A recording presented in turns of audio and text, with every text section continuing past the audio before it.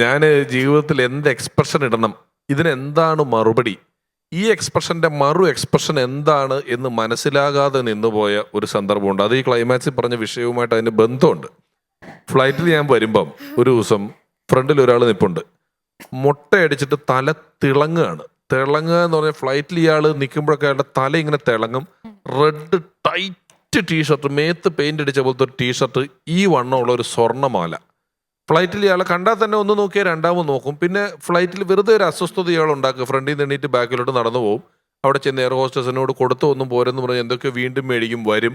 പിന്നെ ഫ്ലൈറ്റിൽ നിന്ന് ആ ബുക്ക് നോക്കിയിട്ട് അവിടെ സാധനം ഓർഡർ ചെയ്തിട്ട് അത് മേടിക്കുക, എന്നിട്ട് അതിന് വില പേശുക, കാർഡ് വർക്ക് ചെയ്യുന്നില്ല, കൊടുക്കുന്നില്ല എന്ന് പറഞ്ഞ് അങ്ങനെ ഫ്രണ്ടിൽ ഇരുന്നിട്ട് പുള്ളി അങ്ങനെ ഷോ മൊത്തം ശ്രദ്ധ കേന്ദ്രീകരിച്ച് പല കാര്യങ്ങൾ ചെയ്തുകൊണ്ടിരിക്കുക. തിന്നുന്നതിന് കുറ്റം, ചീത്ത കുറ്റം, അങ്ങനെയൊക്കെ പറയുന്നുണ്ട്. അപ്പോൾ എൻ്റെ തൊട്ട് മുന്നിൽ ഇയാളിരിക്കുന്നത്. ബാക്കി സർക്കസൊക്കെ നടക്കുന്നുണ്ട്.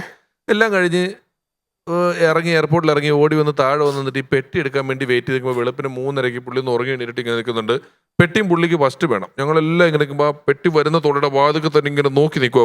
പുള്ളിയുടെ പെട്ടി വന്നിട്ടുണ്ടോ എന്ന് ഇങ്ങനെ നോക്കി നിന്ന് ഇത്ര കഴിഞ്ഞാൽ മുഴുത്തൊരു പെട്ടി, പുള്ളിയുടെ പെട്ടി വന്ന ഒരു ആവേശത്തിന് ഈ പെട്ടിയുമേ കയറി പിടിച്ച് ഇങ്ങനെ എടുത്തപ്പോൾ എന്നൊരു ആ പെട്ടി എടുത്തതിൻ്റെ ഒരു ആവേശം, ഒരു സൗണ്ട് എന്ന് കേട്ട് ഞാൻ ചിരിയും വരുന്നുണ്ട്. ഇയാളുടെ ഇത്രയും നേരത്തെ ഷോ ഒക്കെ കൊണ്ട് ഇത് ഞാൻ കേട്ടു എന്നുള്ളത് പുള്ളിക്ക് മനസ്സിലായത് തിരിഞ്ഞ് എന്നെ നോക്കിയിട്ട്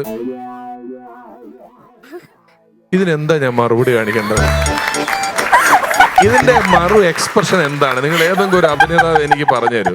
നമ്മുടെ തൊട്ടടുത്ത് എന്ന് പറഞ്ഞാൽ കാച്ചിട്ട് നമ്മൾ നോക്കി നിൽക്കുമ്പോൾ നമ്മൾ ചിരിക്കാതെയും കളിയാക്കാതെയും, ഇത് സ്വാഭാവികമായൊരു കാര്യമല്ല, ഇതിലെന്താ ഇത്രയും വളരെ നാച്ചുറൽ ആയിട്ട് നമ്മൾ നിൽക്കുമ്പോൾ നമ്മളെ നോക്കിയിട്ട് ഇങ്ങനെ കാണിച്ചാൽ നമ്മൾ എന്ത് മറുപടി കൊടുക്കണം? ഞാൻ ഒരു സെക്കൻഡ് ഞാൻ ചിന്തിച്ചു പോയി, ഞാനാണോ ഇതിന് ഉത്തരവാദി എന്ന് പോലും.